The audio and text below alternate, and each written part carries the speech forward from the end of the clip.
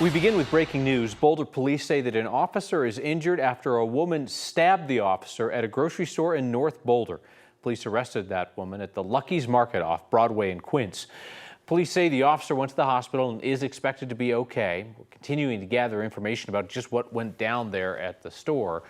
We'll have updates here and on 9news.com. This week we got new details about the death of Suzanne Morphe, nearly 4 years after she was last seen. Her autopsy says her death was a homicide. It also revealed animal tranquilizers were found in her body. 9 News reporter Ria Jha went back to the initial investigation into her death for more.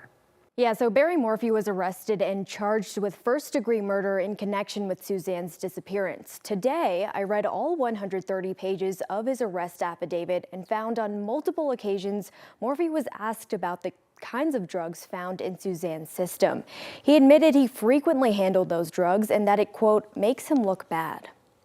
This week, an autopsy for Suzanne Morphe revealed a combination of 3 drugs were found in her bones. It's a powerful tranquilizer only licensed veterinarians can prescribe. According to the 2021 affidavit, Barry Morphe admitted to handling that combination of tranquilizer on several occasions. When detectives told him a tranquilizer dart had been fired in or around the house, Morphe pointed to his hunting business selling deer's antlers. He told detectives that he tranquilizes the deer and he would often shoot them from inside his house. Quote, "You're gonna find tranq darts around my property because I've done that." The affidavit says Barry Morphe was questioned about empty darts, a dart package, a dart needle, and its cap found in their dryer, among other washed sheets. According to the document, Morphe told them he had no idea how the needle cap got in the dryer and denied shooting any tranquilizer gun on that Saturday, the last day he says he saw Suzanne. The affidavit cited a Colorado Parks and Wildlife veterinarian who said the tranquilizer would cause a woman of Suzanne's size to feel drunk and appear wobbly or unstable. Her breathing would be difficult while sedated and would sound like she's snoring. Detectives showed Morphe the last photo taken of Suzanne on that same Saturday, and according to the affidavit, Morphe told detectives she was drunk. When detectives asked him about his last memory of his wife, the document reveals he couldn't tell them, but managed to say he remembers her breathing. Days before Barry Morphe was set to go to trial in 2022, all charges were dropped. He has profusely denied any involvement in Suzanne's disappearance, and this week, his attorney argued the autopsy results do not incriminate him. In the studio, Ria Jha, 9 News. Thanks, Ria. Prosecutors now say a dentist accused of poisoning and killing his wife tried to fabricate some evidence while in county jail. According to the district attorney's office, Craig asked another inmate to place letters in the family home that appeared to be written by his wife, Angela, saying she was suicidal and found out about an affair. The letters were actually written by him. Investigators say they got a call from a former inmate, Casey Bohannon, who is out of jail, saying Craig offered him free dental work or bail if he did this for him.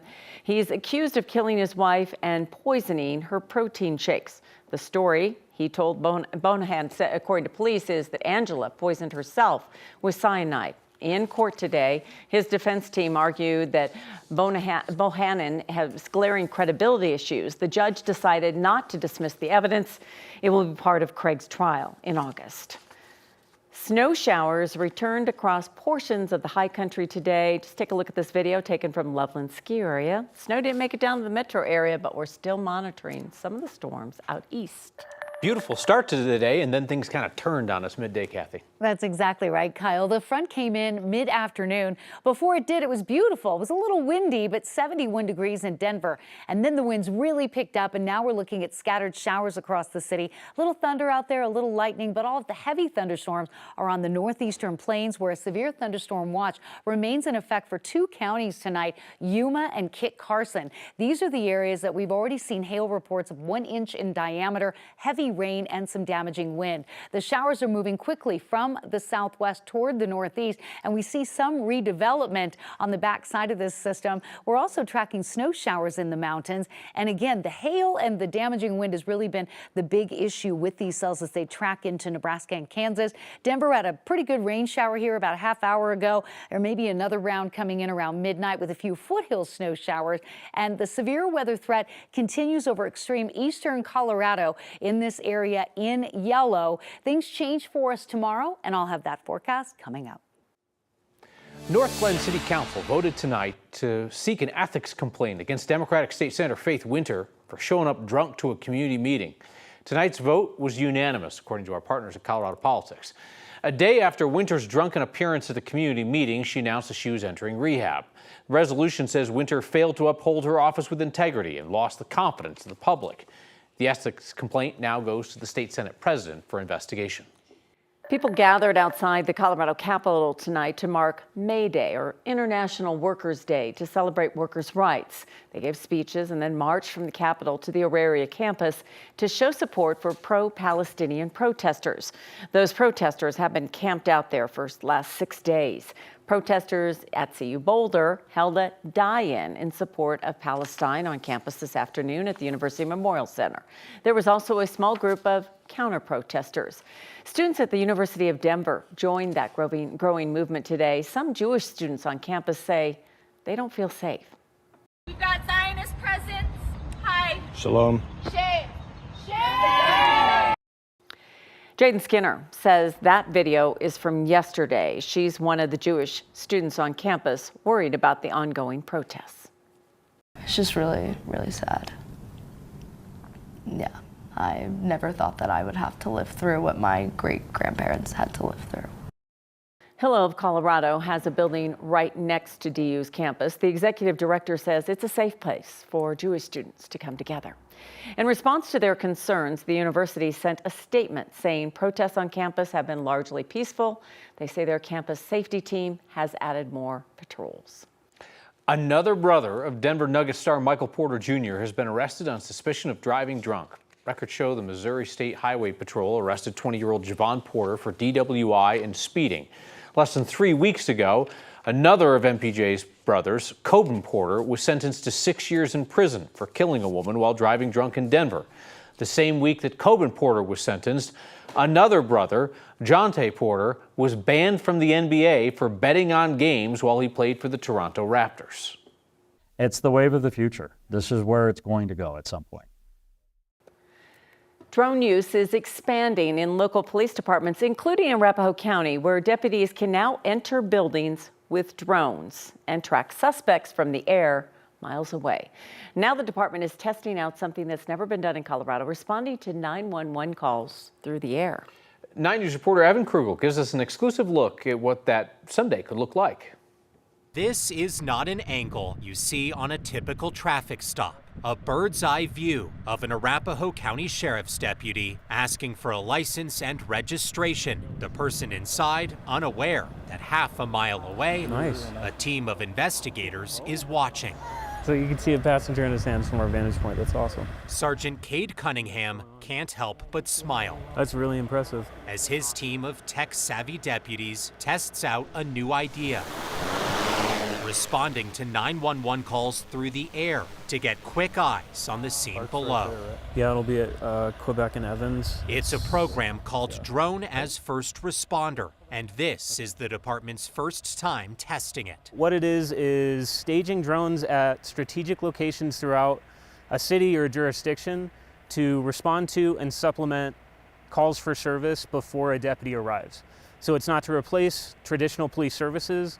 It's very much getting to a call before anyone else does to scope it out and provide additional information and intelligence to responding deputies. The idea is pretty simple. Deputies can get one of these to a crime scene or potentially unsafe traffic stop faster than a deputy can get there on the ground. From there, deputies can alert arriving officers to what the scene looks like or potentially track a suspect who's in the process of leaving. Big gray and black Nike sweatshirt and carrying a gray purse. Today's test involves two teams located a few miles apart. These deputies have to follow FAA rules, meaning they have to stay below 400 feet and can only travel a maximum of 3 miles away. Today, everything's by visual line of sight, so we have one person just monitoring the drone visually while the other one is flying it. As soon as they can't see it any longer, they have to position themselves or tell the operator, hey, can't see you anymore, you need to come back. Across the nation, only a few departments are actually utilizing this technology. including police in Chula Vista, California, where records show the department responded to 4,600 calls with a drone last year, assisting in 666 arrests. Drones provide invaluable information to officers, sharing with them a visual into what is actually occurring. Police there even have a map set up where people can find out why a police drone was over their house. But with technology comes plenty of concerns from privacy advocates, including the ACLU. Using drones to help in solving crimes is a reasonable use if we know that a crime exists, has occurred, and we know the general area of where.